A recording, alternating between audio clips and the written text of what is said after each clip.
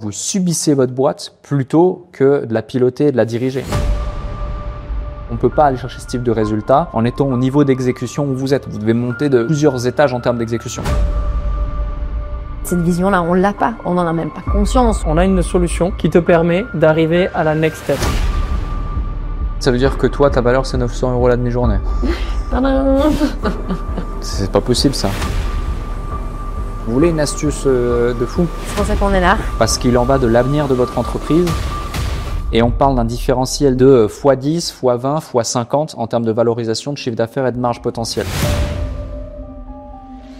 Pierre et Rosina sont à la tête d'une entreprise qui aide les salles de sport à se développer et à maximiser leur rentabilité. Avec une équipe en place et plus de 350 salles accompagnées jusqu'ici, ils ont prouvé l'efficacité de leur méthode. Mais aujourd'hui, ils sont prisonniers de leur propre entreprise. Ils jonglent entre la gestion, le closing et les opérations. Leur ambition, atteindre 2,5 millions de chiffre d'affaires en 2025 et structurer leur entreprise pour qu'elle tourne sans eux. Et pour y arriver, ils vont devoir affronter des vérités qui font mal et prendre des décisions radicales.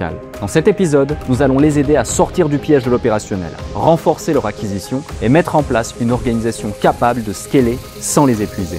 Bienvenue dans les coulisses du Scale, un format où je vous emmène au cœur de nos séances de consulting, en toute transparence et sans aucune limite. L'objectif, vous révéler chaque étape stratégique qui permet à des entrepreneurs comme Pierre et Rosina de franchir des paliers de croissance majeurs. Pour ceux qui ne me connaissent pas, je suis Alec Henry, fondateur de Entrepreneurs.com. Et depuis plus de 8 ans, nous avons accompagné plus de 10 000 entrepreneurs à se lancer, accélérer ou scaler leur activité. Notre mission, transformer le quotidien et la vie des entrepreneurs pour leur permettre d'accomplir leur mission. Comment peuvent-ils enfin se libérer du poids de l'opérationnel et reprendre le contrôle? Quelle stratégie mettre en place pour attirer plus de clients et sécuriser leur croissance? Quel levier actionner pour atteindre 2,5 millions d'euros de chiffre d'affaires sans sacrifier leur temps et leur énergie? C'est ce que nous allons voir ensemble dans cet épisode. Abonnez-vous à la chaîne si vous aimez ce type de format, ça nous aide vraiment à créer du contenu de plus en plus qualitatif. Et dites-nous en commentaire ce que vous appréciez dans ce format et quel secteur vous aimeriez voir prochainement.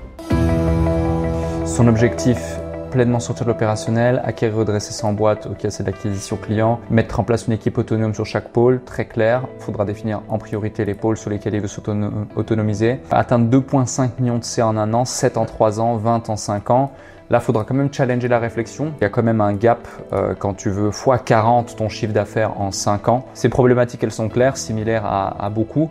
Maintenant, moi, la question que j'ai, c'est Pierre, il nous a rejoint cet été. À la base, donc cet été. Ouais. Il faisait quoi? 30-50 000 € par mois, c'est ça? Exactement, un peu moins de 50 000 € par mois. Ouais, entre 30 et 50, un peu moins de 50. Le mois dernier, il a fait 80 000. Yes. Donc, grosse croissance du chiffre d'affaires, plus ou moins x2 déjà. Il a augmenté sa marge, il me semble aussi. Il a pu sortir partiellement de l'opérationnel, notamment sur la partie vente. Ils sont passés de 2 avec sa femme Rosina à 11 personnes, il me semble, ou 13 personnes. La vraie question et le vrai enjeu, c'est sur quel levier spécifique on peut nous appuyer pour accélérer la croissance et le scaling qu'il a déjà à nos côtés, tu vois. Son principal challenge, selon moi, avant de faire du conseil avec lui sur la partie vraiment acquisition-transformation, c'est sur sa capacité à avoir de la rétention et à accompagner sur du long terme. Parce qu'aujourd'hui, son offre, elle fait un accompagnement sur quelques mois. Et ça, pour moi, c'est un vrai problème. Puisque avec 350 salles de sport accompagnées dans toute la France, c'est dommage qu'il ait toujours ce truc de devoir aller chercher de nouveaux clients, là où en fait, il pourrait capitaliser sur ces 300 et quelques clients pour leur offrir quelque chose de complémentaire. Donc pouvoir leur proposer en fonction de leurs besoins des choses soit complémentaires, soit sous une formule différente. Moi, je créerais vraiment une synthèse où d'abord on build tout un système, par exemple en 6 mois, en 9 mois, en 12 mois, dépendant de son besoin. Et ensuite de ça, une phase de run où tu t'engages à 700, 800, 1000, 2000 €, j'en sais rien, par mois. Dedans, tu inclus des mises à jour, t'inclus ci, t'inclus ça, t'inclus un gros point trimestriel sur la stratégie et du coup ça lui permet de segmenter et puis de diviser ses équipes avec d'une part des équipes purement conseil stratégique d'un point de vue business, supervisées par un chef d'équipe lié à ça et d'autre part des équipes plus opérationnelles avec de la mise en place funnel, copy, automation, ads et j'en passe de façon à générer du résultat pour les clients et donc des leads. La limite, elle se trouve sur le fait qu'une salle de sport, elle a une zone de chalandise qui est assez limitée, on va dire de 15 minutes autour de la salle de sport. Et il y a une lassitude au niveau de la publicité, au niveau de la réactivité des prospects par rapport aux pubs qui leur sont matraqués au quotidien. D'où l'importance de combiner cette possibilité de continuer à générer des leads pour les clients, mais aussi de leur proposer quelque chose de complémentaire. Parce qu'un dirigeant de salle de sport, ok, au début, une fois que tu lui as rempli sa salle et qu'il a fait le max avec sa zone de chalandise, tu peux réduire le volume de l'ad spend sur ta zone une fois que tu es arrivé sur un espèce de plateau et combiner ton accompagnement auprès de ce dirigeant de salle de sport sur la partie management, sur la partie structuration, opérationnelle, mise en place de process, réduction du taux de churn par exemple, parce que les 2 KPI indispensables sur lesquels les dirigeants de salle de sport gardent leur esprit tourné, c'est le nombre de nouveaux rendez-vous avec les prospects, avec nouveaux inscrits et des abonnements. Donc en fait, tu as le churn et les nouveaux entrants.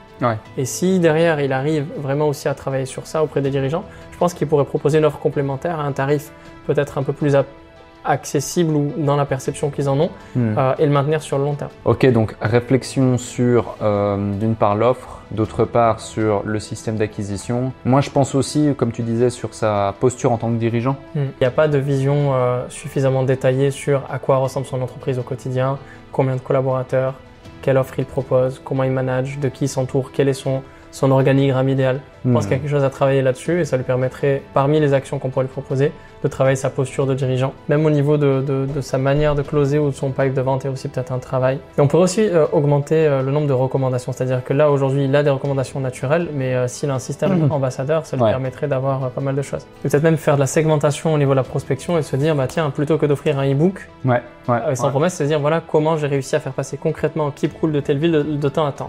Et ça, l'envoyer uniquement au Keep Cool. Et faire pareil avec les autres franchises. Qu'est-ce qui empêcherait Pierre de faire 1 million cette année minimum? Il y a principalement une question de mindset qui limite son ouverture du champ de ce qui est possible de faire ou pas avec son business. Et après, derrière, sa capacité à avoir une bonne équipe sur laquelle s'appuyer afin que lui, il puisse rester principalement sur la stratégie. Donc on est encore sur du mindset, de la délégation, du management, et du recrutement. Bah déjà super content de vous avoir ici avec nous. Merci pour l'invitation. Eh ben c'est grand plaisir. Plusieurs points avant qu'on vous partage nous ce qu'on a un peu préparé puis l'objectif de la journée, notre vision. Du coup, premier point, c'est vraiment ça. Quelles sont vos attentes et votre vision de ce consulting? Moi, j'aimerais qu'on travaille sur notre système d'acquisition. Aujourd'hui, on a tout structuré sur le delivery et sur le closing. Mais par contre, j'ai un système d'acquisition qui est équivalent à celui que j'avais avant. Donc quand je bossais tout seul, pour moi, il faut qu'on ait 3-4 fois plus de ventes tous les mois. Et le seul problème aujourd'hui, c'est que j'ai pas assez de flux entrant. Moi, aujourd'hui, mon principal défi, c'est mon acquisition. Parce qu'aujourd'hui, on a tout structuré sur le delivery, sur le closing, tout est en place. Mais sauf que l'acquisition, elle est au même niveau que ce qu'on faisait avant. Moi, je veux travailler mon acquisition pour qu'il y ait 3-4 fois plus d'entrées à la hauteur de ce qu'on a pu structurer après derrière. Surtout que je sais que ce qu'on fait fonctionne, mais j'ai pas tous les outils pour les amplifier. Le deuxième point, c'était par rapport à notre offre. Aujourd'hui, on a une offre qui regroupe du media buying et du consulting. Et ça, j'aimerais qu'on en parle ensemble parce qu'aujourd'hui, je me sens pas payé à mon juste prix sur la partie media buying. Et le troisième point, c'est, je pense, plus d'être rassuré des étapes un petit peu qu'on vit actuellement. Peut-être des clients qui sont pas satisfaits, des équipes qui font pas du tout l'affaire alors qu'on a un process de recrutement qui est quand même assez rodé. Même si on reste dans un pourcentage d'insatisfaction client qui est à moins de 10%. Comme aujourd'hui, je suis sorti de l'opérationnel quasiment, du coup, je gère que les problèmes. Et donc, ce qui fait que je vois que ça. Je pense que c'est normal, mais je pense que j'ai besoin d'être rassuré. Moi, on est passé de 2 à 14 personnes. Donc, automatiquement, il faut manager une équipe. On arrive en tout cas à faire en sorte que l'équipe se sente bien, mais j'ai l'impression qu'en termes de communication, on ne sait pas s'y prendre. On était à 2. On était dans l'opérationnel, on avait décidé d'engager avec vraiment de très mauvaises méthodes. On a eu quelqu'un qui s'est présenté, on s'est dit « oh pourquoi pas ?» tout simplement. Et là a commencé les galères parce que on n'a vraiment pas su déléguer. On était encore plus dans l'opérationnel, donc je dirais c'était un petit peu chaotique, mais néanmoins ça évoluait bien et on délivrait toujours de la qualité. Donc ça, je dirais, c'était le plus important, mais au niveau de la structure, c'était un peu compliqué. Et en termes d'organisation, j'ai l'impression qu'on n'est pas organisé par rapport au management de l'équipe et aussi comment faire en sorte qu'aujourd'hui, l'équipe soit encore plus investie en fait. Peut-être que là, c'est moi qui ai biaisé, mais j'ai l'impression qu'on y met du temps, de l'énergie, mais aussi un petit côté émotionnel. Donc, quand c'est le moment de se dire, OK, ce collaborateur-là, il faut lui dire au revoir parce qu'il correspond plus. où il correspond pas. Quand il correspond pas, ça va. J'ai envie de dire facilement, on sait lui dire au revoir. Mais quand c'est quelqu'un qui ne correspond plus, moi j'ai du mal à franchir ce pas, de lui dire bon, allez, en fait maintenant il faut qu'on stoppe la collaboration en fait. C'est vraiment moi par rapport au management. Ok, clair, c'est top parce que finalement hier on s'est vu avec Anis, on s'est entretenu, on a notifié 5 grands axes de travail aujourd'hui. Le premier, stratégie business et croissance, donc optimisation de l'offre et de la LTV, stratégie de diversification des revenus, peut-être nouveaux produits, optimisation de l'upselling ou du cross-selling, scalabilité et modèle économique global, comment on va passer finalement de 500 annuels à 1, à 2.5 et à 20. Expansion via différents modèles, que ce soit des transversales liées aux franchises ou à d'autres méthodologies. Deuxième grand point, c'est justement ce que tu as évoqué, donc acquisition et marketing. Donc tunnel d'acquisition et publicité, optimisation des ads, tracking, amélioration du ROI. Également système de nurturing et de réengagement, automatisation, contenu de valeur, séquence email. Amplification du bouche à oreille, système de recommandation plus performant qu'aujourd'hui. Stratégie de contenu et autorité de marque, YouTube, LinkedIn, Instagram. On voit qu'aujourd'hui LinkedIn avec le setting ça marche bien, mais encore des choses qu'on peut optimiser pour amplifier cet impact. Troisième grand point, ça rejoint tes points avec le quatrième aussi, structuration et opération. Process de délégation efficace, mise en place de SOP et d'indicateurs de performance clairs, optimisation de la rentabilité et la gestion des marges. On estime qu'il ne faut être pas assez de marge. Et ça va poser problème pour le scaling. Pilotage financier, projection budgétaire, outils et automatisation des process internes. Quatrième point, ça revient aussi sur ce que tu évoquais, leadership et management. Développement d'un mindset de dirigeant, passer du rôle d'opérationnel à stratège. Recrutement et fidélisation des A-players, attirer, sélectionner, retenir les talents et les engager. Coaching, montée en compétences des équipes, que ce soit closer, setter, coach, mais pas que.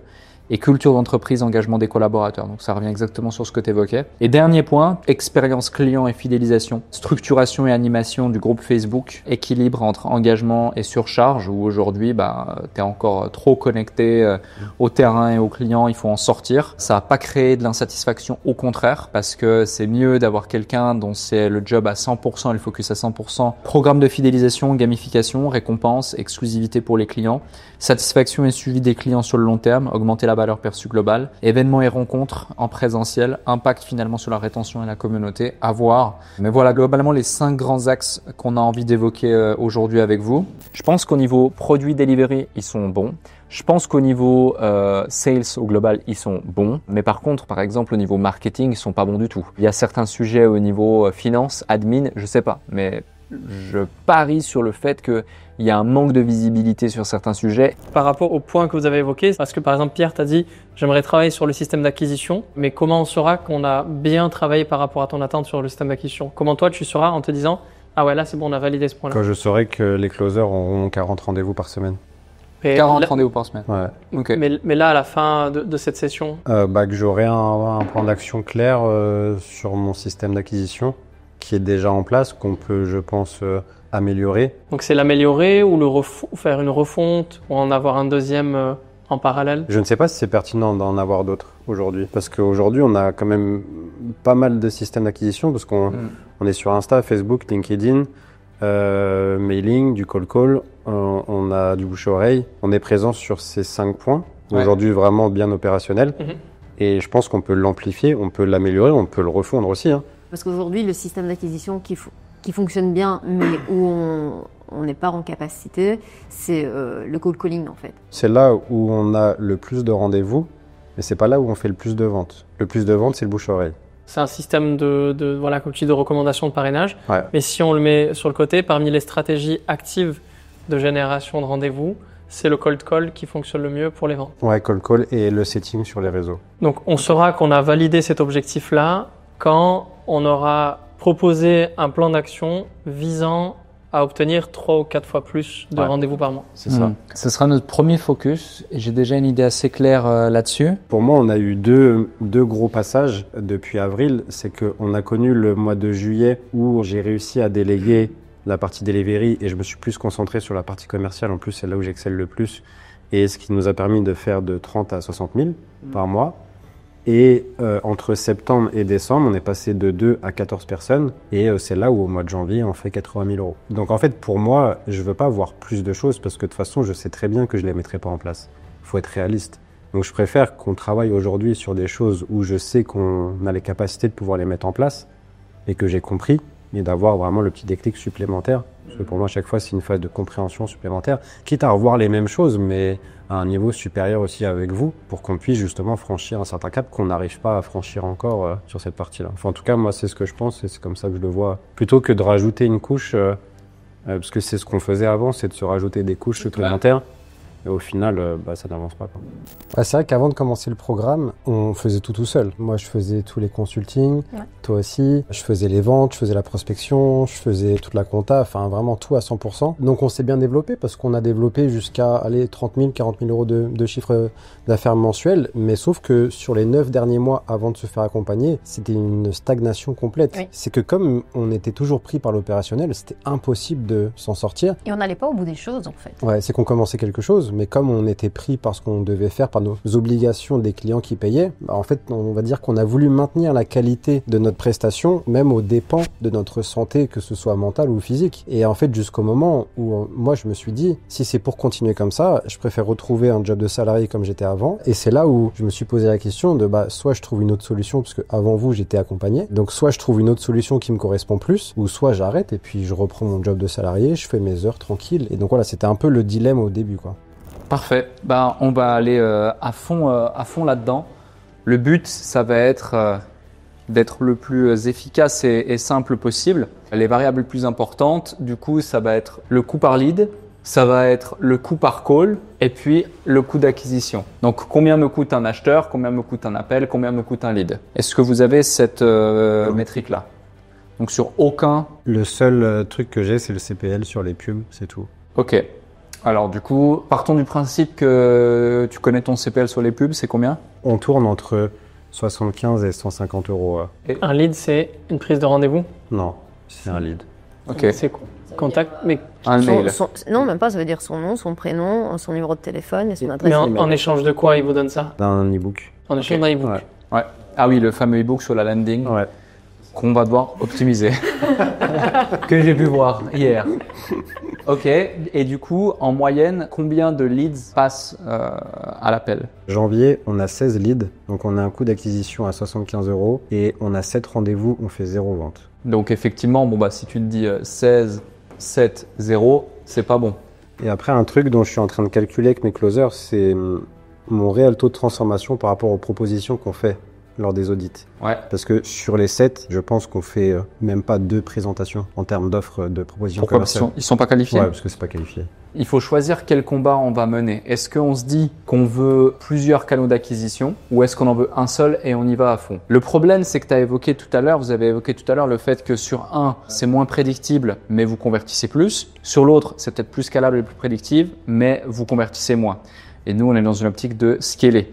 Donc, il faut qu'on réussisse à craquer le code. Là, dans l'état, votre système d'acquisition via les pubs, il n'est pas du tout intéressant et rentable. Mais c'est normal. J'ai vu les pubs, il n'y a rien d'exceptionnel. Tu vois le tunnel, on peut pas mettre ça en place, quoi. C'est pas possible. Et même la proposition de valeur, je pense qu'on peut vraiment mieux faire. T'as mis combien en ads sur janvier? J'ai mis 1200 euros. 1200 euros. Ce qui me frustre le plus, c'est que tout le monde les voit. Parce que quand on a les gars en call, ils nous disent « Ah oui, je t'ai vu passer sur les pubs, du coup, je serais intéressé pour prendre rendez-vous. » Ouais. Par contre, il n'y a personne qui clique. Tu sais pourquoi? Non. Moi, je sais pourquoi. Merci. En fait, si tu veux, c'est assez simple. Imaginons que votre système d'acquisition, on va le décomposer en 4 variables. Le premier, ça va être tout ce qui est Meta Ads. Ça, c'est la transversale numéro 1. Le deuxième, ça va être tout ce qui est Google Ads. Le troisième, ça va être tout ce qui est organique. Et encore, je devrais mettre plus de granularité dans mon propos parce que vous allez voir, il y a 2-3 choses qui changent. Et le dernier, ça va être tout ce qui est recommandation. Si on se dit qu'on enlève ces barrières-là et qu'on est sur un marché qui est plus global, tout qui soit découpé, et qu'on se dit qu'à chaque fois, là, on a un axe, un axe, un axe, un axe, et que tous ces axes-là renvoient tous vers exactement la même landing page, avec le même message, la même promesse, le même élément, et que qui plus est, ces pubs, ces messages et ceux-ci sont rédigés de la même façon, ça pourra jamais marcher. Parce que le niveau de conscience de chaque personne et le niveau de confiance de chaque personne lorsqu'il voit la publicité ne sont pas les mêmes. Ici, même si tu es bon dans ton ciblage, tu vas effectivement trouver un mec de salle de sport qui va te voir, tu vas stop son scroll si tu es bon dans ton hook. mais il va juste te dire ok, bon bah c'est un mec qui veut vendre un accompagnement pour aider les salles de sport. Voilà, donc c'est ce qui fait que les mecs, ils te voient passer quand ils t'ont au téléphone. Ah ouais, j'ai déjà vu. Ici, tu es dans une démarche intentionniste d'achat ou de recherche de solutions, que tu as conscience du problème et tu te dis bah, comment scaler ma salle de sport. Donc le message devrait être différent de là. Ici, c'est des gens organiques qui te font confiance, qui te suivent ou alors qui sont issus du setting et qui du coup ont cliqué sur tes réseaux, tes machins, tes trucs. Et donc, ils savent déjà théoriquement qui tu es, etc. Et ils ont le sentiment de déjà te parler. Et ici, c'est des gens qui viennent d'une recommandation. Ils sont limite prêts à directement faire un call et acheter ton produit. Donc, le fait d'avoir 4 messages qui seraient les mêmes, c'est une illusion. Au même titre que le fait d'avoir une landing page qui est la même, là aussi, ça marchera pas. On a la possibilité, surtout quand tu es sur du digital, vous êtes à quasiment 100% dans votre business sur du digital, eh bien, de créer des landing pages complètement différentes. Parce que même si vous vendez les mêmes produits, l'emballage de chaque produit peut être différent. C'est-à-dire que, imaginons, si on identifie que la plus grosse douleur des salles de sport qui créera le plus de curiosité, mais qui en même temps annihilera complètement le doute que vous puissiez être un scam, c'est, je te dis une bêtise, la garantie que vous leur apportez 10 nouveaux clients par mois dans leur salle de sport. Et que si vous leur apportez pas ces 10 nouveaux clients avec votre système, vous leur offrez 5 000 €. Je tire le trait à fond, parce que je sais que c'est des stratégies qui marchent très très bien aux États-Unis, notamment dans le domaine du coaching. Tu te dis, attends, c'est garanti, il répond à ma douleur principale et en plus de ça, si j'applique sa méthodologie, je reçois 5 000 € en cashback. Donc, j'ai peu à perdre finalement, j'ai tout à gagner à cliquer sur sa pub. Et du coup, ici, ça enverrait vers une landing page qui serait spécifique au trafic issu de Meta Ads avec leur niveau de conscience. Ici, imaginons que moi, ma posture, elle est différente. J'identifie que il y a 3 douleurs majeures des salles de sport lorsqu'ils tapent sur Google. La première, ça peut être augmenter ma rentabilité. La deuxième, acquérir des clients. Puis la troisième, avoir le meilleur deal sur mon parc machine ou je sais pas. Eh ben, selon le volume de recherche et selon les hypothèses que tu vas tester, on va en sélectionner par exemple 3 et on aura 3 LP différentes pour Google Ads avec différentes accroches également et différentes pubs, qui fait qu'on va sélectionner la pub la plus performante avec la LP la plus performante. Et ce qui fait qu'au début, on va être plus broad au niveau de notre ciblage et de notre testing. Et puis, plus on va avancer, plus on va être spécifique et plus le budget va être alloué à la campagne qui est la campagne winner par rapport au canal d'acquisition. Pareil sur l'organique. Ici, il y aura plus besoin d'évoquer directement votre proposition de valeur unique, en quoi vous êtes différent, mettre de la trust avec des témoignages, de façon à ce que les gens qui vous voient ici, ils aient envie de passer à l'action par rapport à la prochaine action. Ici, la recommandation, on est sur une LP qui est encore plus directe, où là, c'est presque, on est à 2 pas de la prochaine étape, de directement recevoir l'Eurodeal gratuit ou directement faire un call ou quelque chose comme ça. Et c'est ce qui fait qu'aujourd'hui, vous avez dépensé de la publicité sur Meta ou autre, mais que ça n'a pas forcément fonctionné. Et que les gens vous ont vu. C'est cette compréhension en fait de la psychologie de votre avatar que la plupart des médias buyers, la plupart des marketeurs malheureusement n'ont pas. Parce qu'ils maîtrisent une régie, ils maîtrisent un truc, mais ils ne voient pas le business au sens global du truc. Et du coup, le business c'est un système interconnecté parce que chacun des systèmes d'acquisition sont finalement un funnel à eux seuls. Et du coup, ce qui va se passer, c'est que là-haut, la réflexion, elle est également différente par rapport au canal qu'on a choisi.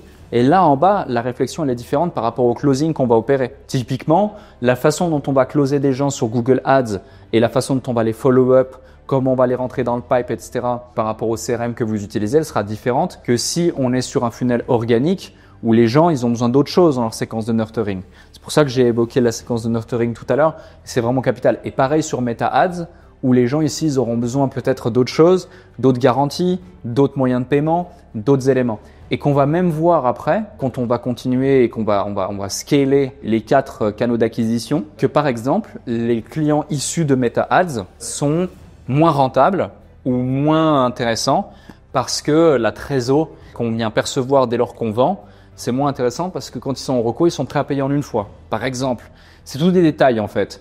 Ou que la commission que vous donnez à vos apporteurs d'affaires, imaginons, je dis une bêtise, 20%, c'est top, c'est intéressant sur le papier, mais en réalité, vous aurez tellement optimisé Meta Ads que ici, ça vous coûte 7% d'acquisition. Et du coup, c'est limite plus intéressant de cut cette partie-là, parce que celle-ci n'est pas scalable alors que là-bas, elle l'est, et puis en plus, elle est plus rentable. Donc, ce qui paraît de prime abord extrêmement simple, rentable, etc., deviendra presque obsolète parce qu'on a de la visibilité, de la clarté sur ça. Donc, 3 choses là-dedans pour résumer. L'idée, c'est qu'on ne peut pas mettre tous ces trucs en même temps, donc il faut falloir choisir et prioriser un truc à mettre en place, puis ensuite on crée une constellation autour pour choisir les bons. L'autre point, c'est que la clé, c'est d'avoir accès à la data, les KPI.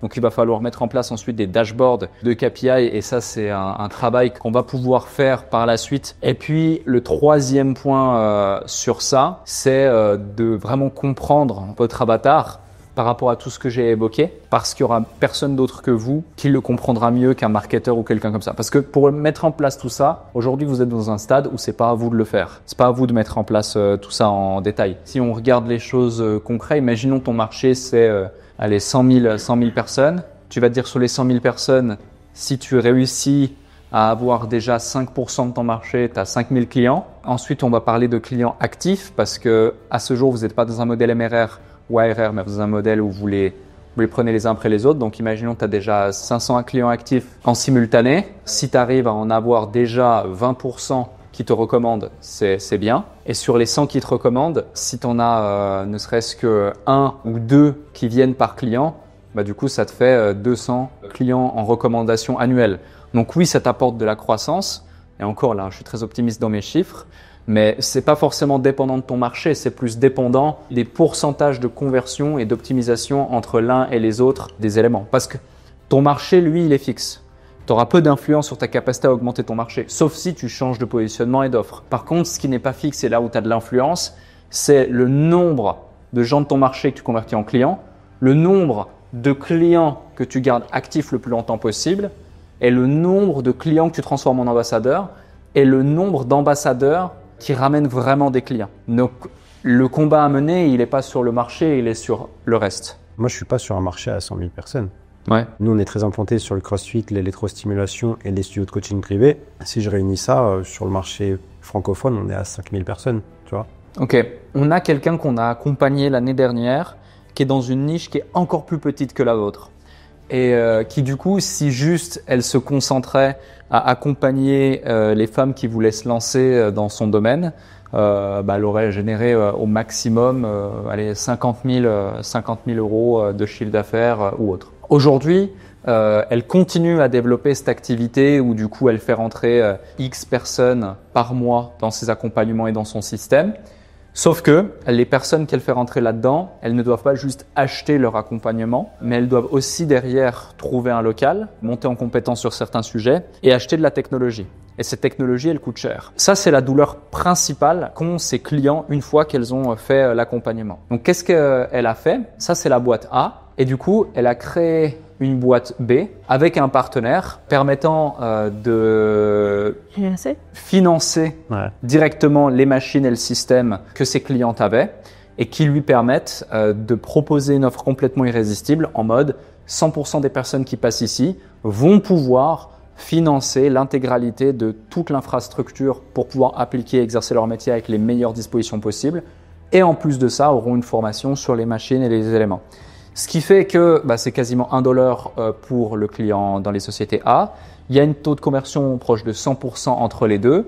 Ça rend l'offre irrésistible, mais surtout, on passe d'un modèle ici où tu es peut-être bridé entre 50 et 100K par mois là. Ici, au moment où on se parle, ça fait 500K par mois. Ça fait moins d'un an qu'elle a cette activité. Parce qu'on n'est pas du tout sur le même modèle, c'est des marges qui sont différentes et surtout, c'est prédictible parce que là, tu as une masse de prospects énorme et s'ils devraient réussir à avoir un tel volume pour cette activité-là, ce serait pas possible avec des systèmes marketing traditionnels. Donc en fait, quand tu es dans un plus petit marché comme le vôtre, ce qui est le cas ici encore une fois, il y a peut-être moyen de monétiser différemment. C'est pour ça qu'on parlait tout à l'heure, pas uniquement de revoir l'offre, mais aussi de cross-selling, d'upselling. Et vous avez cette relation de confiance qui est déjà établie. Et puis on le sait, mettre en place une salle de sport, que ce soit CrossFit ou autre, des nouvelles machines, c'est des centaines de milliers d'euros rapidement. Le fait d'établir des partenariats avec certains équipementiers, ça permet aussi d'avoir des rabais hyper intéressants, toucher des commissions qui sont tout de suite très élevées. Si en plus de ça, tu arrives à mettre en place un partenariat avec des organismes de financement, c'est aussi encore plus intéressant pour ceux qui en ont besoin. Tu fais ça après derrière avec du logiciel, tu fais ça après derrière avec d'autres types d'éléments. Ça peut être intéressant. Donc, c'est une idée. À voir. Mais là, du coup, c'est un des seuls moyens pour réussir à atteindre plus de 2 millions de chiffre d'affaires annuel. Vous n'arriverez pas à faire 2 millions de chiffre d'affaires annuel juste en vendant des accompagnements. C'est impossible. Ah ouais? C'est impossible dans votre niche. Moi, je pensais qu'on était capable d'atteindre les 2,5 millions avec notre activité de coaching. Et en fait, pas du tout. Je pense qu'avec ce consulting-là, qui nous a pris 3 heures, on a gagné peut-être 3 à 5 ans. Oui. Facilement. Donc ça n'a pas de prix, quoi. Vous avez un tellement petit marché, sauf si vous augmentez en ultra high ticket et puis vous augmentez le truc. Il va falloir dans tous les cas soit amplifier le côté prestation de service et capitaliser sur du MRR et les maintenir, les garder et les rendre dépendants en fait de vos systèmes, soit réussir à créer différentes business units et différentes transversales, comme là j'en ai évoqué une en exemple, pour augmenter la LTV de chacun des clients. En plus, ça je me dis que ce deuxième business-là, il est facile. Pourquoi? Parce que tu as cette relation de confiance et en plus de ça, que ce soit des salles qui sont en ouverture ou des salles qui sont ouvertes depuis 10 ans, qu'on aide à décoller, la première chose qu'ils font après, c'est d'investir dans du matériel parce qu'ils ont plus de clients. Bien sûr. Donc 100% de nos clients passent par là, peu importe qu'ils soient en ouverture ou qu'ils soient ouverts depuis 10 ans. Et en plus, si derrière, ils ont des rabais, prix préférentiels, parce qu'ils passent par vous et que vous prenez une commission, tout le monde y gagne. Et je vais plus loin là-dedans. Imaginons, tu as la société A, qui est celle que vous avez aujourd'hui. Tu as la société B, qui est celle que vous aurez demain avec l'exemple que j'ai évoqué. Et imaginons, tu as la société C, par exemple, qui viendra un jour et qui peut avoir du sens sur certains sujets ou autres. Qui pourrait même être, tu vois, si on tire vraiment le trait, c'est une société d'immobilier et vous achetez des murs et puis à vos meilleurs clients, vous leur mettez à disposition ces murs parce qu'ils ont besoin de locaux, parce que maintenant ils ont une super stratégie, ils ont trop de clients et puis ils veulent ouvrir un deuxième local, etc. Par exemple, il y a plein d'autres transversales à développer. Ce que je veux dire par là, c'est que l'avantage majeur, c'est que le client, tu l'acquiers et tu le payes une seule fois, ici. Et du coup, tu le rentabilises plusieurs fois là avec un modèle MRR qu'on pourrait voir, mais plusieurs fois ici aussi et là ici. Et puis encore, l'immobilier, ça pourrait être finalement D, parce que C, ça pourrait être une société tiers qui serait une agence ici qui fait du done for you. Pour que ici, votre société principale, ça soit plus du done with you. Ça, c'est un autre sujet aussi. Et là, c'est effectivement de l'équipement ou des choses comme ça. Ce que je veux dire par là, c'est que prenons un cas concret. Lorsqu'on vient chez entrepreneurs.com, on vient chercher majoritairement du conseil. Donc on vient, on signe, on a du conseil et puis le but c'est que de A à Z, à chaque fois on ait des quick wins, parfois plus, parfois grandes, et des clics, des trucs et que le client il gagne plus d'argent. C'est notre vision héroïste de la chose. Il n'y a pas que l'argent. Dans votre cas, vous avez augmenté votre chiffre d'affaires, mais il n'y a pas que l'argent, il y a d'autres choses. Maintenant, prenons un cas concret. Imaginons dans entrepreneurs.com, on commencerait à faire de la prestation de service. Il y a 2 problématiques majeures à ça. Première problématique, vous allez nous faire endosser 100% de la responsabilité du résultat ou du non-résultat de nos stratégies. Parce qu'on est tributaire du livrable, mais aussi de qu'est-ce qu'on va livrer. Donc, grand risque pour l'entreprise. Deuxième point, imaginons, là, on vous vend un package. Et puis dans ce package, tu as un peu de conseil, mais tu as un peu de strat aussi, enfin tu as un peu de mise en place aussi. Mais du coup, au bout d'un moment, tu as fait le tour sur le conseil, mais par contre, tu as encore besoin de la mise en place. Tu ne sais pas si tu dois valoriser plus le conseil ou la mise en place, donc tu es un peu le cul entre 2 chaises. Donc ça crée de la confusion. Du coup, tu vas faire quoi? Tu vas aller comparer ton offre à des choses qui ne sont pas comparables sur le marché. C'est ce qui vous arrive, j'imagine, pour ça que tu rigoles. Et du coup, tu perds le client. Tu perds le client, pourtant toi tu as tout donné et tu ne comprends pas pourquoi tu perds le client alors que tu lui apportes du résultat et qu'en plus il est satisfait, il te le dit. Mais parce qu'en fait, ça crée la confusion dans l'esprit des gens. Donc un autre cas, imaginons cliententrepreneurs.com, il vient, il prend du conseil, il est content, il tape dans la main, merci Alec, trop cool, j'ai fait ci, j'ai fait ça, trop bien. Maintenant j'ai besoin d'une agence, j'ai besoin d'un partenaire. Ah, on fait pas ça chez entrepreneurs.com, mince. Par contre, j'ai des super gars qui sont vraiment au top, qui peuvent te faire ça, qui correspond parfaitement à tes attentes. Tiens, écris-leur sur WhatsApp de ma part. 2 options ici, soit le partenaire, c'est un apporteur, tu as un deal d'apporteur d'affaires, tu prends une commission sur l'apport et puis ensuite lifetime et ça augmente ta LTV de ton client. C'est ce qu'on fait souvent. Soit, ce qu'on fait aussi souvent, c'est qu'en fait, c'est nos boîtes qu'on recommande. Et donc, encore une fois, dans ce cas-là, l'acquisition du client, tu l'as payé qu'une seule fois. C'est triste, mais les gens valorisent moins le conseil que la mise en application des choses, alors que ce qui a de la valeur, c'est le conseil.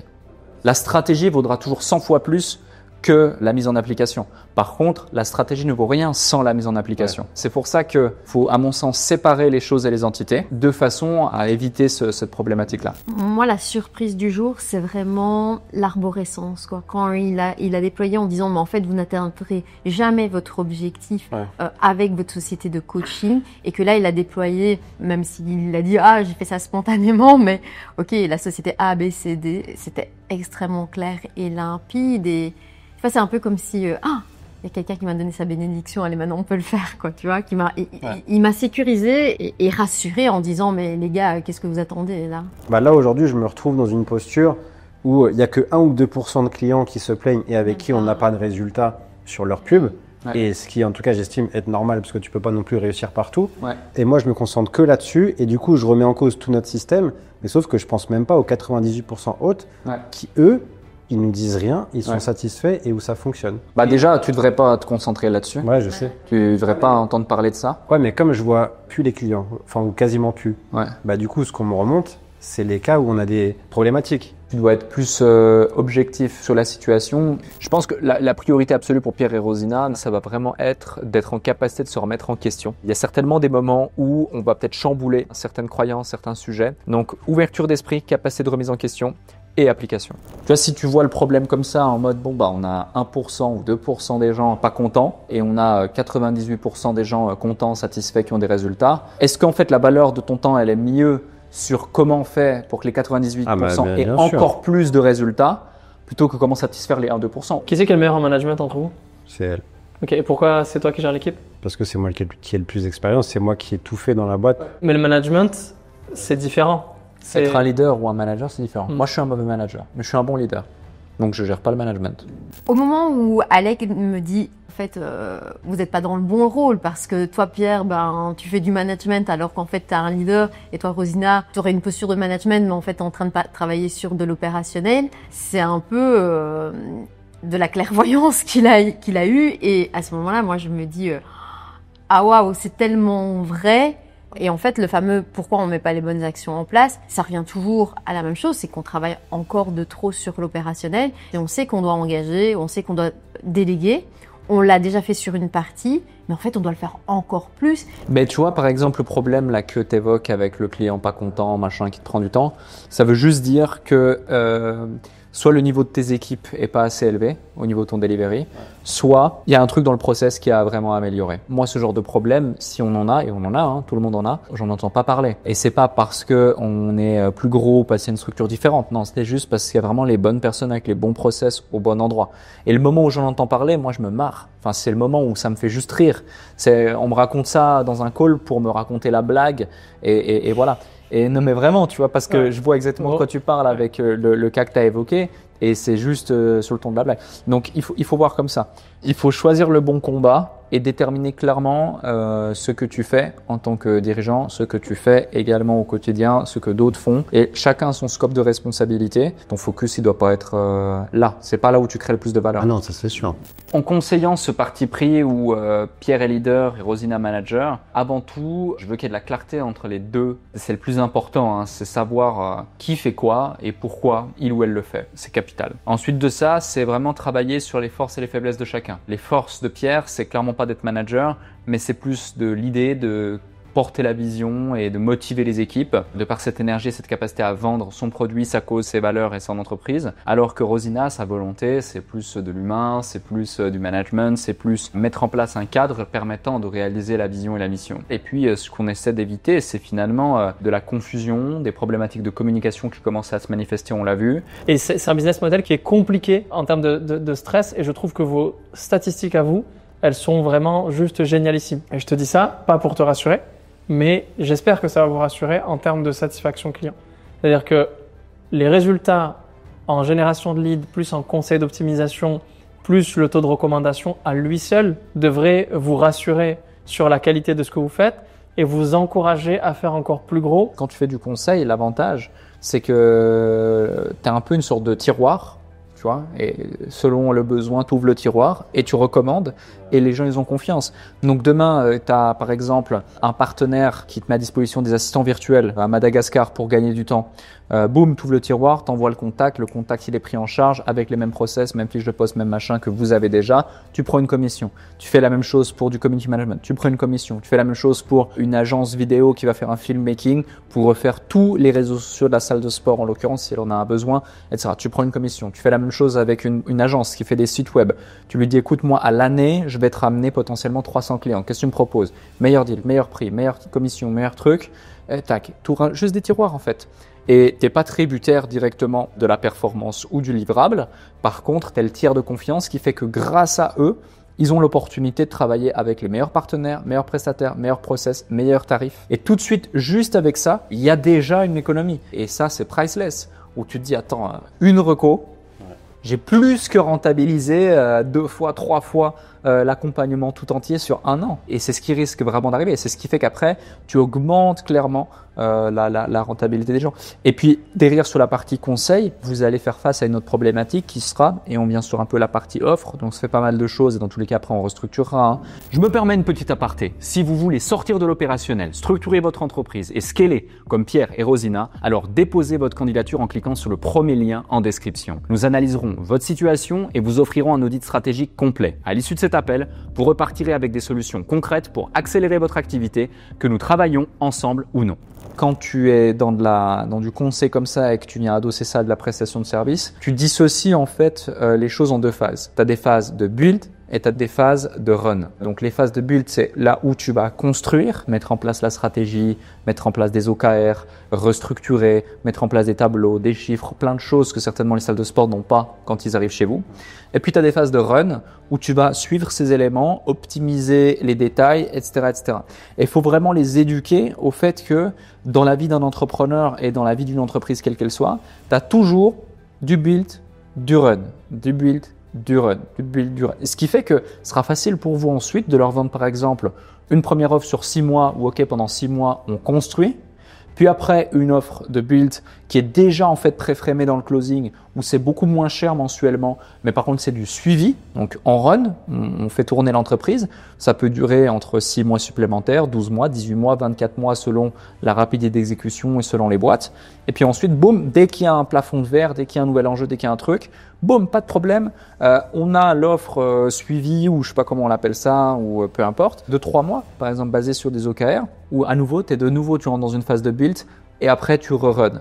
Donc comme ça fait que ton système plus conseil, il a quand même de la récurrence et a de la visibilité malgré l'acquisition une fois et donc tu peux dépenser beaucoup plus après en acquisition parce que tu rentabilises le lead. Et puis derrière, plus longtemps tu es dans la vie de ton client et dans sa tête, plus longtemps tu le rentabilises parce qu'il y a derrière l'écosystème d'agence, l'écosystème de partenaires, potentiellement des entrées au capital, potentiellement des machines que tu vas lui recommander ou lui vendre, etc. Donc en fait, c'est comme ça que tu passes d'un petit business en ligne où tu fais du setting et puis tu galères avec des ads à un écosystème où tu peux faire littéralement des millions d'euros par an de chiffre d'affaires, puis des millions d'euros par an de marge potentiellement et surtout qui est valorisé à plusieurs millions, voire plusieurs dizaines de millions d'euros dans 5-10 ans. Et c'est des petits détails, des petites variables, mais ça fera toute la différence.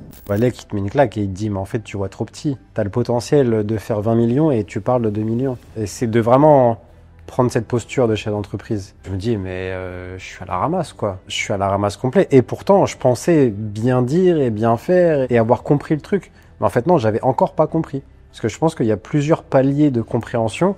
Par contre, il faut pas tout déployer d'un coup. Il faut se dire, ok, maintenant par rapport à ça, qu'est-ce qu'on choisit de faire? Quel est notre prochain combat? Qu'est-ce qu'on met en place le plus rapidement possible? Ensuite, une fois qu'on a mis ça en place et qu'on l'a validé, qu'est-ce qu'on met en place ensuite? Puis par exemple, je parle d'un schéma type holding. La holding, beaucoup de gens la créent trop tôt. Alors qu'en soi, ça a vraiment de l'avantage et de l'intérêt quand tu as consolidé tes boîtes en dessous de la holding, que ensuite tu peux vraiment valoriser ces boîtes et que ces boîtes, une fois valorisées, tu viens faire un apport au capital de la holding qui fait que ta holding elle a un capital social extrêmement élevé et qui fait que tu auras plus de facilité derrière avec un gros capital social pour avoir la confiance des banques si derrière l'objectif c'est de mettre en place une convention de trésorerie entre la société mère et les sociétés filles et donc de développer un patrimoine immobilier pour potentiellement mettre en place de l'immobilier avec vos partenaires salles de sport, ou même acheter des parcs machines et les revendre pour faire encore plus de marge, parce qu'il y a aussi cette possibilité derrière. Vous pouvez faire encore plus de marge potentiellement en mettant en place ce modèle, j'en sais rien. Mais voilà, c'est toute une réflexion stratégique plus macro qui va faire une grosse différence à la fin de l'année sur le bilan. Et cette réflexion stratégique, là, je la mène de manière assez simple et spontanée, sans y avoir réfléchi en amont, parce que j'ai l'habitude et c'est mon quotidien. Mais demain, ça doit être votre quotidien en tant que dirigeant. Sauf que vous pouvez pas, parce que vous êtes trop dans l'opérationnel. En fait, depuis tout à l'heure, je t'entends et je me dis, mais en fait, cette vision-là, on l'a pas. Tu vois, clairement, on n'en a même pas conscience. Oui, on en entend parler, mais c'est pas pour autant qu'on en a conscience. Et en plus de ça, de se dire, ok, comment on fait pour l'implémenter dans notre business? Je pense que l'élément qui a fait tilt, c'est vraiment quand j'ai partagé la vision. Pourquoi? Parce qu'en fait, la vision, ils n'en avaient pas. Et ils repartent avec de la clarté sur l'importance d'avoir une vision et que de cette vision, tout découle. Et je pense que c'est ça, qui a fait tilt et qui a créé un déclic. Hier, on évoquait le sujet qu'un des challenges, avec Alec, on se disait, mais qu'est-ce qui pourrait empêcher l'entreprise d'atteindre les 2 millions à la fin de l'année, puis les 20 millions? C'est que au-delà de la partie technique, au-delà des connaissances marketing, de tout ce que vous avez eu comme formation, comme compétences, etc., il y avait clairement un sujet de vision à 2 niveaux. Le niveau effectivement projection dans le futur sur comment j'ai envie de développer mon entreprise, mes entreprises, qu'est-ce que j'ai envie de m'amuser à construire sur le long terme, qui me stimule, qui me met en énergie et qui me challenge. Mais il y a aussi le deuxième niveau, c'est dans mon entreprise aujourd'hui à l'instant T, c'est quoi la vision de mes offres, de mes produits, comment je peux ouvrir mes perspectives et être beaucoup plus créatif dans ce que je propose à mes clients. Comme tu disais Alec tout à l'heure, ouvrir un tiroir et proposer en fait différents prestataires, ça ce n'est possible que lorsque au bout d'un moment, quand un client a fait 6 mois, 12 mois chez vous, vous êtes en mesure de lui proposer quelque chose de plus, quelque chose de mieux. Ok, là on t'a aidé à améliorer ton système d'acquisition, ton positionnement, etc. Mais là on a envie de t'amener un peu plus loin. On ne le propose pas à tous nos clients, mais on a une solution qui te permet d'arriver à la next step. La next step, c'est quoi pour toi? Ouvrir plusieurs salles de sport, mettre un directeur opérationnel dans ta salle, mieux manager, avoir des process, peut-être des routines, mettre en place de l'automatisation, être propriétaire de tes propres solutions marketing, mieux gérer ta création de contenu. Enfin, c'est à vous après de construire quelque chose qui est entre guillemets une offre de scale, mais plus globale. Et là, en fait, la rémunération, elle n'est pas uniquement sur bah tiens, j'achète des leads en fait quelque part, hein, j'achète des solutions pour avoir plus de chiffre d'affaires, mais c'est en fait je vous fais confiance, vous m'avez accompagné pendant 6 mois, pendant 12 mois et aujourd'hui j'ai vraiment envie d'aller plus loin en tant qu'individu. Je veux devenir un vrai dirigeant, un vrai entrepreneur et ça à 2, vous êtes capable de l'y mener. Et pour arriver en fait à avoir cette créativité-là dans vos offres, il faut vraiment avoir un travail de vision où on prend le temps de le faire. J'aimerais qu'on puisse, avant de continuer à avancer, qu'on puisse se recentrer sur un sujet qui est important. Ouais. C'est le sujet de l'acquisition. On a évoqué des choses au niveau macro, mais ce qui serait bien, c'est qu'on puisse valider des points, non pas à faire plus, mais à faire moins. Comment on peut faire moins, mais beaucoup mieux? Ça, c'est le document ressources que vous nous avez partagé. T'étais pas au courant apparemment. Ça fait un peu l'effet d'une demande de mariage. Mais... c'est genre, on s'y attendait pas. Oui, ça c'est tout notre système de vente jusqu'au démarrage du client. Déjà, c'est bien d'avoir fait cet exercice. Ouais, c'est génial. Bravo. Ouais. Et ça permet de mettre en lumière les choses à améliorer, à supprimer, à automatiser, à déléguer. Maintenant, moi, ce qui me choque, entre guillemets, c'est ça. C'est pour ça que je voulais qu'on le projette. Ouais. Alors, l'idée, moi, ce que j'aimerais qu'on fasse, c'est être vraiment en, je sais pas si t'es d'accord avec moi, Alec, mais être en radicalité absolue. Ah bah ouais. Non, mais même nous, on est d'accord. On va mettre beaucoup de rouge là-dessus. Ouais, vas-y. C'est se focus sur un canal principal et garder éventuellement de l'organique. Enfin voilà, le bouche à oreille, le YouTube, ça vient nourrir et ça vient augmenter la trust et ça vient augmenter votre notoriété. Donc, conservez la notoriété, mais killer tous les canaux d'acquisition qui sont pas efficients. Okay. Mais quand je dis killer, c'est les temporiser et en fait faire du testing mois par mois. Aujourd'hui, moi, de ce que j'ai entendu, ça, c'est pas forcément celui qui apporte le meilleur résultat. Ah, même 0. On est d'accord. Imaginons qu'on conserve ça là. Si quelque part ici, tu mets un pixel et que tu mets un micro-budget pub pour chaque personne qui passe sur la page de je ne sais pas quoi, de remerciement ou autre, et que tu les retargetes avec de l'ADS de manière un peu poussée, là, tu maintiens ta notoriété, mais pour autant, tu ne dépenses pas de la pub dans le vide en acquisition. Donc, si on devait se focus à 100% là-dessus. On fait du cold call, on fait de la relance, on fait des appels, on fait des SMS, etc. Je me sens beaucoup plus apaisé après cette session parce que je sais dans quelle direction aller. J'avais l'objectif, je sais à peu près ce qu'il faut faire, mais c'était pas aussi clair. Et là, même si mon cerveau chauffe, je me sens beaucoup plus apaisé parce que c'est très clair. On a une ligne directive. Bien sûr que ça va un peu aller de droite à gauche, mais au moins on sait où aller et très clairement. Tu vois, typiquement l'écosystème qu'on a évoqué tout à l'heure, avec cette vision à pouvoir faire concrètement 5, 10, 20 millions, créer différentes boîtes qui se nourrissent entre elles, ça c'est une culture, ça c'est une vision. Et du coup, les gens ils sont pas juste dans une société de formation avec Pierre Thiab sur Instagram ou LinkedIn, ils sont vraiment dans une boîte qui a pour mission de transformer réellement la vie des gérants de salles de sport ou autres à l'échelle globale, mais pas qu'avec du conseil, mais avec tout un ensemble. Avec l'écosystème que j'ai présenté où là on voit sur les 5 sociétés les axes voilà, conseil, agence, IMO, équipement, venture. Là c'est sexy, là ça donne envie. Tu crées du MRR, tu crées de la valeur, ça te positionne, ça se valorise. Tu te dis qu'après ce modèle, tu peux le dupliquer, non pas juste à la France, mais peut-être à l'Europe, voire peut-être encore au-delà. Ça donne envie, tu vois. Ça, c'est vraiment, vraiment important. Le deuxième point, c'est au niveau du système d'acquisition. C'est qu'aujourd'hui, vous avez des setters, et vous faites du cold calling, etc. Même si vous avez une certaine difficulté à recruter des setters de qualité, en vrai, c'est un petit problème, ça. Je te donne un exemple très concret. J'ai un très très bon ami à moi qui s'appelle Pierre, lui aussi, et qui a un super business, qui scale super bien. Je passe les résultats, mais on est sur 10 fois votre chiffre d'affaires mensuel. Il a quelque chose comme 60 ou 77 heures dans son business. Donc c'est colossal. Il a mis en place un système où il dépense plus de 10 000 euros par mois juste sur LinkedIn Ads pour recruter des setters en continu. Dans son pipe, il doit peut-être avoir 150 setters qui font la queue et qui rêvent de recevoir un email de son RH pour dire « Hey, on a viré notre pire setter, t'es prêt à te challenger et nous montrer que tu mérites ta place ?» Come on, bien. Et c'est ça le système que à terme vous devez réussir à mettre en place quand tu fais du cold calling dans vos volumes, quand tu fais du setting dans vos volumes et quand tu mets en place un système. C'est les gens qui doivent se battre pour vouloir bosser avec vous, pas vous qui devez essayer de vous battre pour trouver éventuellement un mec au petit bonheur la chance qui est meilleur qu'un autre qui est déjà mauvais. C'est vraiment hyper important de voir la chose comme ça. On commence à prendre conscience aussi que maintenant on doit vraiment travailler sur notre culture d'entreprise. On le savait parce qu'on a travaillé dans des grosses sociétés avant, mais de là à toi l'inculquer à ton personnel, c'est autre chose. Et quand on tombe sur des pépites, on a envie de les garder. Donc moi je pense que ce qui nous bloque aujourd'hui, c'est vraiment un jour de pouvoir se dire ok, est-ce que c'est possible de sortir à 100% de l'opérationnel, même si ce qu'on fait déjà là, c'est vraiment déjà super, mais c'est un peu un rêve en tout cas.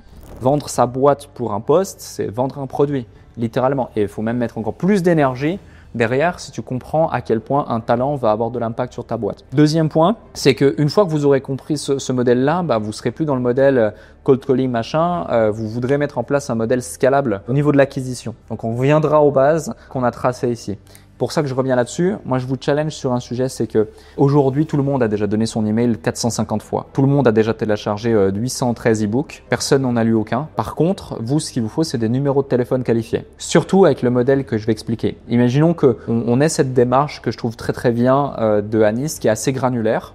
Et qu'en plus, on ajoute encore plus de granularité comme nous on a fait par exemple sur notre challenge. Vous vous adressez soit aux salles de sport, soit aux boîtes d'électrostimulation, soit aux salles de CrossFit, soit éventuellement à une autre. Donc vous créez cette granularité-là. Puis ensuite, ces 4-là, vous allez parler à des gens qui sont dans des régions. Donc prenez les 20 plus grandes villes de France. Et puis à chaque fois, tu dis par exemple, vous êtes gérant d'une salle d'électrostimulation dans la région de Lyon et vous avez ça comme douleur ou ce problématique où vous voulez aller chercher ça, écoutez ça. Ça, c'est votre hook. Ça te prend quelques minutes à faire ton hook. Donc, tu as par exemple 60 hooks différents entre les 4 variantes d'avatar que tu vas citer et puis les villes que tu vas chercher. Et puis, tu as à chaque fois des corps différents. Ton monteur, tu vas le solliciter une fois et il va travailler sur ça. Au début, tu fais ça sur une petite échelle, sinon ça te coûtait trop cher en temps, en énergie et puis en montage. Là, tu as la pub et tu te dis qu'est-ce que je vais mettre en avant derrière. Et c'est une étude de cas complète au travers d'un Loom dans lequel tu vends pas grand-chose finalement, tu vends juste l'opportunité de comprendre à la salle de sport comment il peut vraiment aller chercher des résultats et comment tu transformes les boîtes, les salles de sport comme lui. Et tu l'invites à réserver un appel à la suite de ça. Ensuite, il clique pour voir l'étude de cas. Il arrive sur une landing page où tu vois plusieurs têtes de gens qui ont des salles comme eux, donc dans le même domaine, pas forcément dans la même région, parce que ça tu pourras pas le traquer, et avec une promesse claire basée sur la problématique ou les problématiques majeures de ces gens-là, eux spécifiques. Là où je veux en venir, c'est que sur la landing page, on va pas demander l'adresse email, on va demander uniquement le prénom et le numéro de téléphone. C'est ce qu'on veut finalement, parce qu'on veut téléphoner aux gens. Ouais. C'est ça qu'on veut. Et mais comment je leur envoie derrière J'y viens, un instant. il arrive sur la landing page et là, théoriquement, il s'attend à voir l'étude de cas. Ouais. Merde, il n'y a pas l'étude de cas, elle est où? Et là, sur la landing page, ça va être écrit « Je viens de t'envoyer par SMS l'étude de cas ». Et du coup, tu mets en place un outil comme Twilio ou Drop Cowboy, par exemple, qui est directement connecté à ton CRM. La personne, elle va voir ça. Il y a 3 options qui vont se passer. Option numéro 1, elle a mis le bon numéro de téléphone, elle reçoit le SMS et puis il y a 2 champs personnalisés que tu avais pris au préalable, le numéro de téléphone, donc envoi et le prénom. Donc ça va être marqué Arnaud, voici l'étude de cas pour la salle d'électrostimulation qu'on a aidé, tac, avec un lien bien sûr traqué.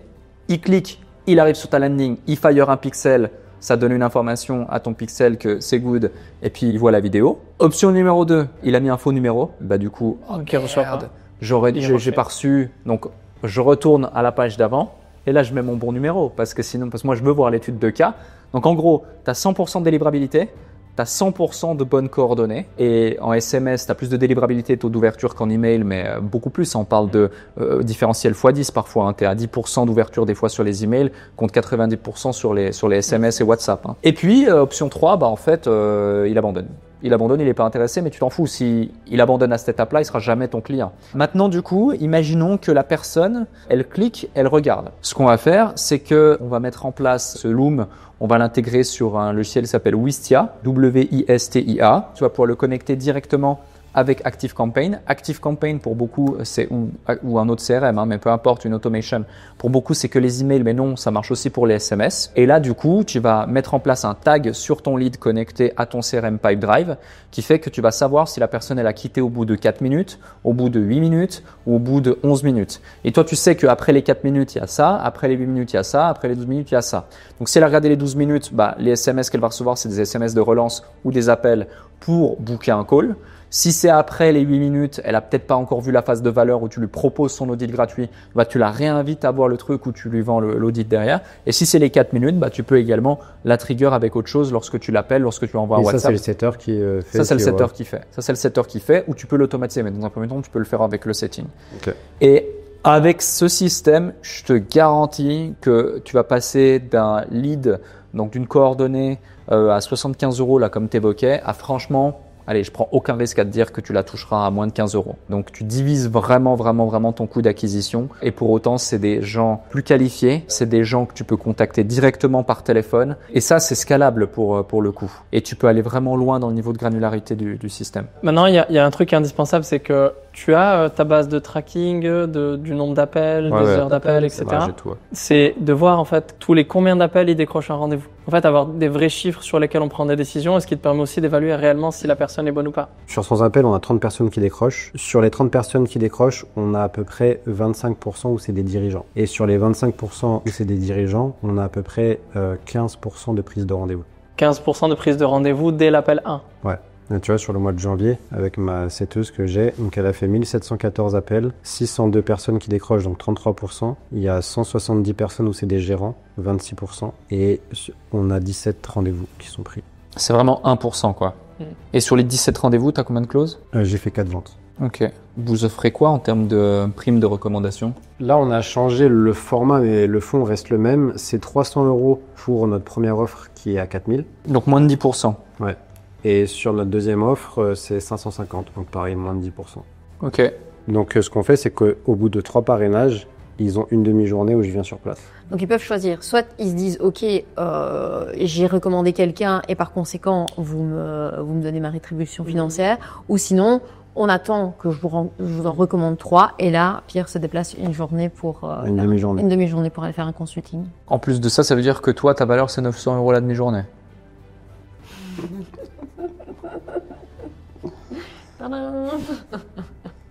Effectivement. C'est pas possible ça.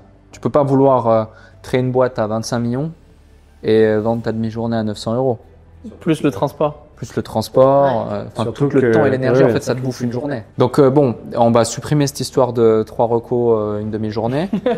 Mais l'idée, c'est de se dire comment on passe de 100 clients actifs égale 2 recommandations à 100 clients actifs égale 20 recommandations. Il faut comprendre les mécanismes de satisfaction et de wow moment, j'appelle ça comme ça, du cycle de vie du client. C'est-à-dire qu'en gros, aujourd'hui, ce même exercice, vous devriez le faire sur une ligne de temps qui représente le parcours de vie de votre client, balisé du coup sur les 6 mois d'accompagnement initiaux que vous faites, avec des moments où vous allez lui faire établir des objectifs, du moment où vous allez lui faire atteindre ces objectifs et des moments où vous allez célébrer l'atteinte de ces objectifs. Et c'est hyper important.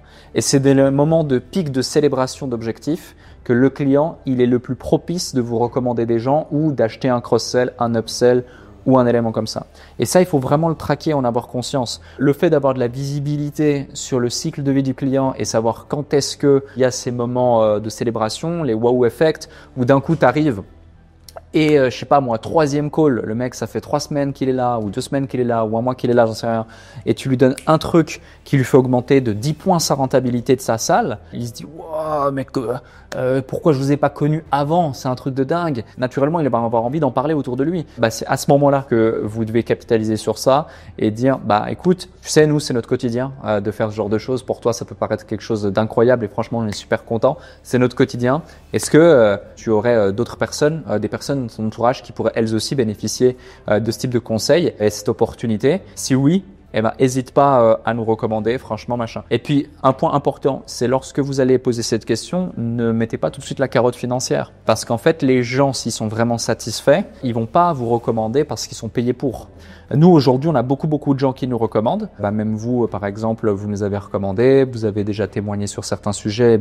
Merci beaucoup, on est en gratitude pour ça. Pour autant, on vous a pas payé pour. On vous a pas donné de commission pour. Je dis pas qu'il faut arrêter de les rémunérer, mais je dis surtout qu'il faut pas mettre ça en avant en premier.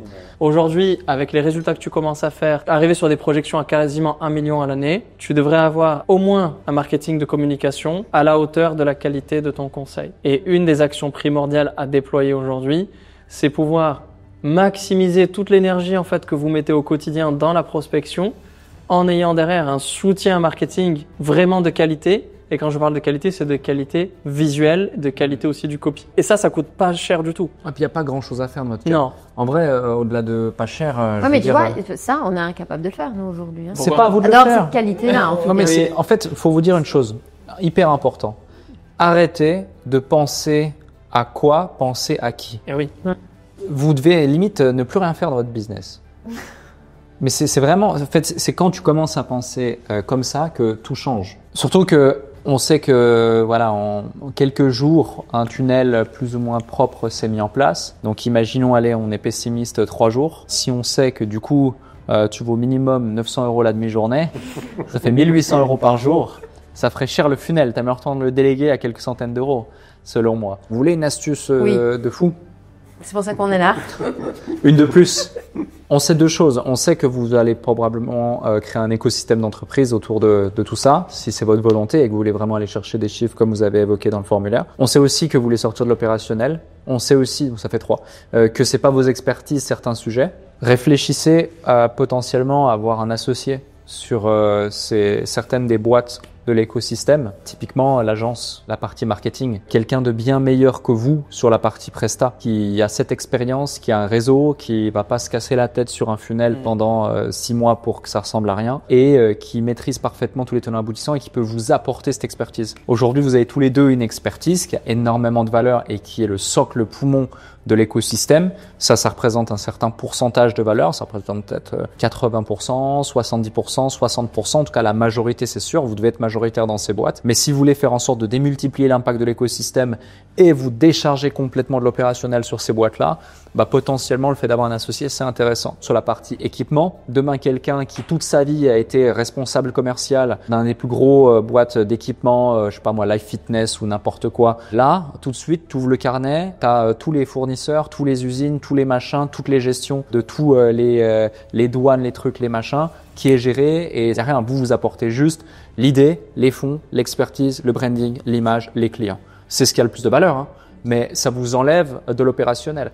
Donc, il y a aussi cette réflexion dans le cadre de l'écosystème, de la vision, à avoir ça. Et comme ça, tu recrutes encore plus des talents parce que tu ne donnes des parts à des gens que si l'argent ne peut pas les payer.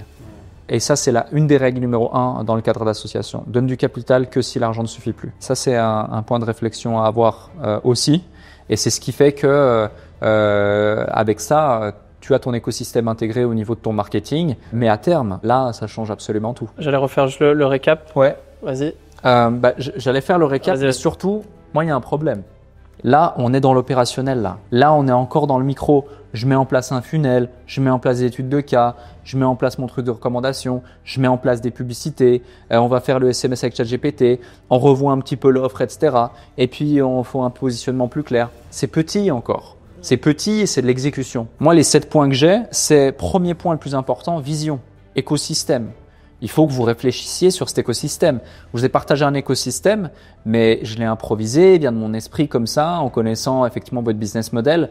Mais je veux dire, j'aurais pu inventer un tout autre écosystème et encore une fois, il vient de mon esprit. C'est vous, les visionnaires, les dirigeants de votre boîte. Ça se trouve, il y a plein de choses que je ne connais pas et c'est clair, vous maîtrisez bien mieux que moi votre sujet. Ce travail de vision et d'écosystème, vous devez le faire vous de votre côté de manière très sérieuse.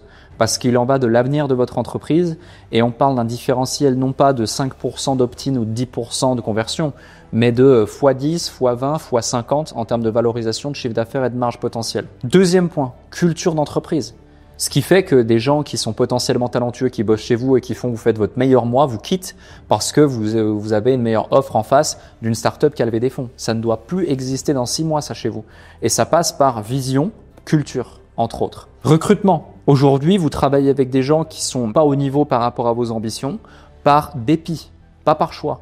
Parce que vous n'avez pas l'opportunité d'avoir plus de talent. Donc, sourcing de talent, mettre en place des systèmes de sourcing de talent basés sur du marketing, basés sur de la publicité, basés sur du funnel, basés sur n'importe quoi, qui fait que réellement, vous pouvez choisir les gens avec qui vous travaillez et ils sont heureux d'être choisis.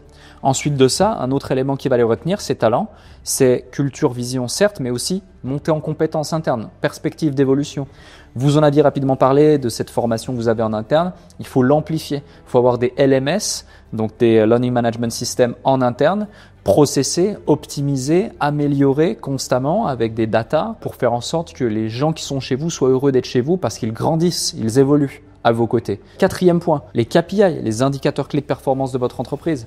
Aujourd'hui, vous n'avez pas de data. Vous ne pouvez pas améliorer des choses sans les mesurer concrètement. Première question que j'ai posée, CPL, CPC, CPA. On n'avait que le CPL, c'était approximatif et que sur une partie du tunnel. Alors que ces chiffres-là, tu devrais arriver ici, paf, sortir un dashboard, Le truc, c'est automatisé. Tous les lundis, tu as un call avec un mec, il te sort les résultats et puis tu sais piloter ta boîte avec ça. Cinquième point, finance.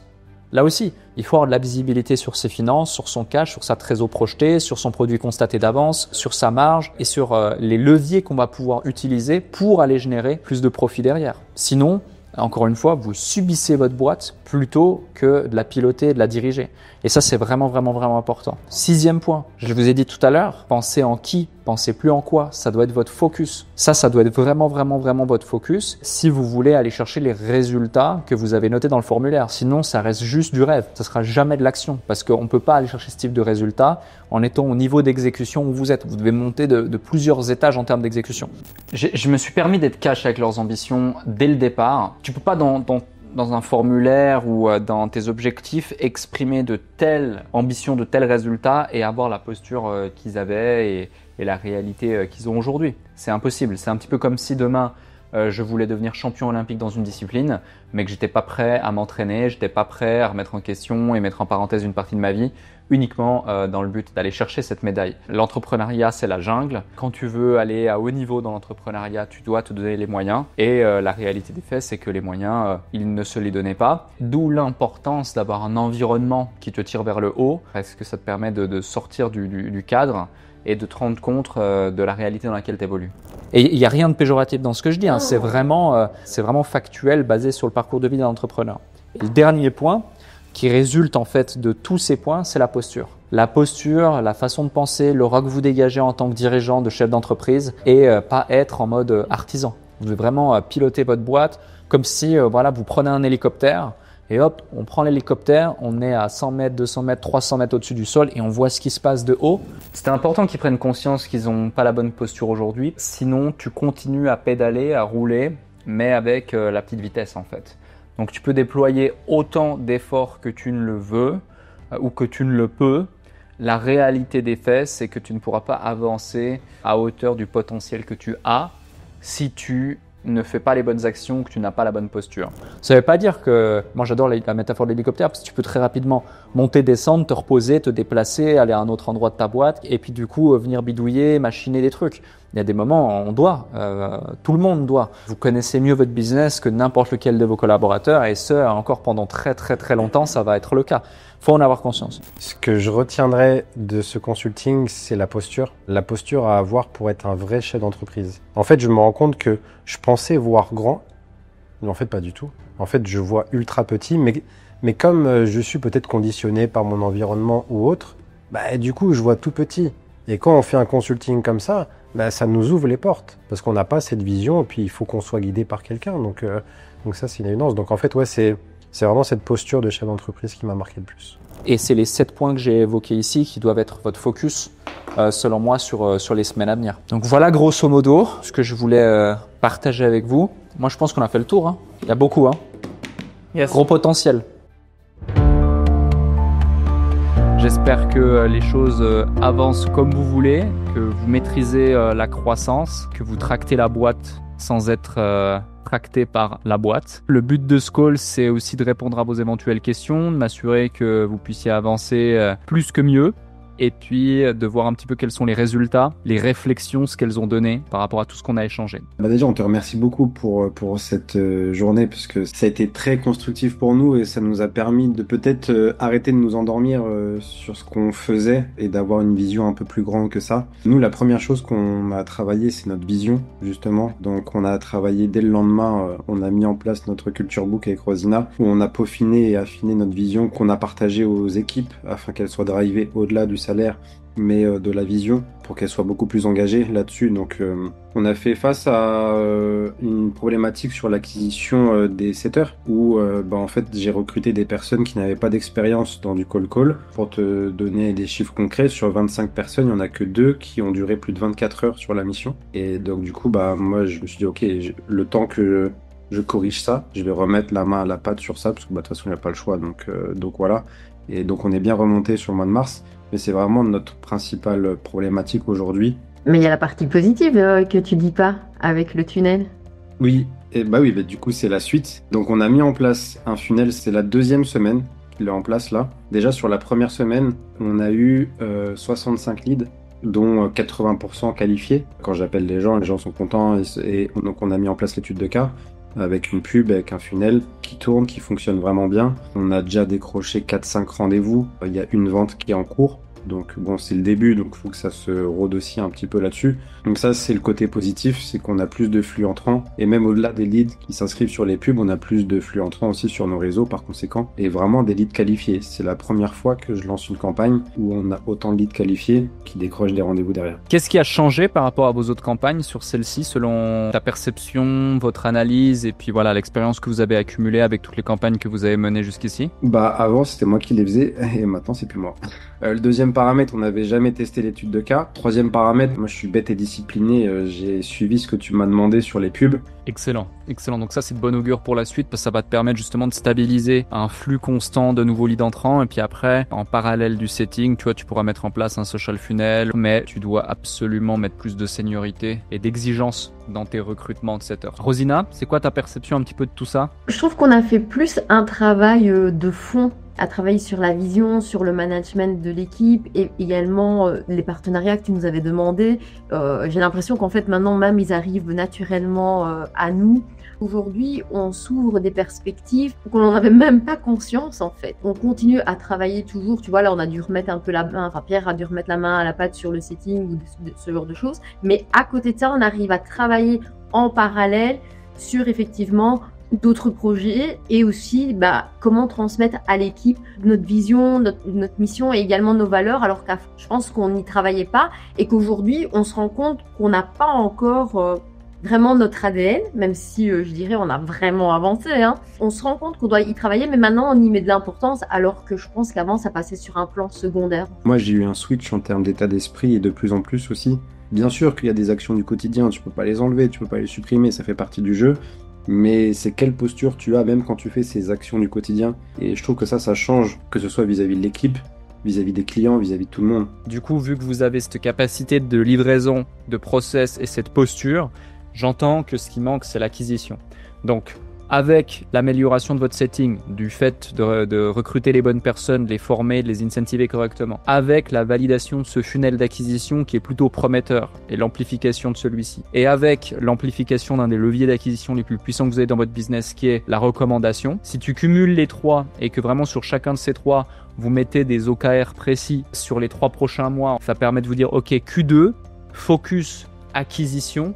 Comment on augmente ne serait-ce que de 30% ou de 50% nos systèmes d'acquisition sur chacune de ces 3 transversales avec des éléments très pragmatiques. Et si vous faites ça, vous doublez votre acquisition, voire vous triplez votre acquisition sans pour autant devoir exploser vos budgets publicitaires. Moi, j'en ferai un focus. Une data qui est importante aussi, c'est sur les études de cas. J'en ai tourné à peu près une dizaine déjà. Là, la première qui est en ligne, on remarque dans les vues de la vidéo qu'il n'y a aucune chute. Donc en fait, on voit que le contenu vraiment plaît.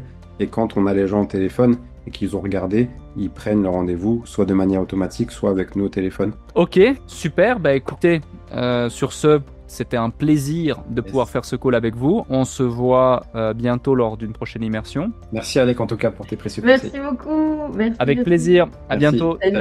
Salut.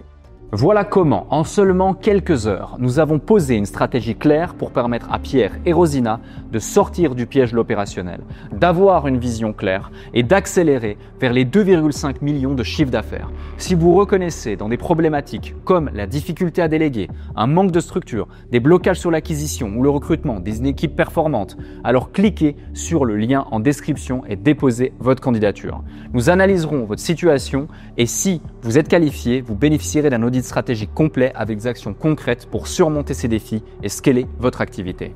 C'était Alec, merci d'avoir regardé cette vidéo et on se retrouve très bientôt pour un prochain épisode.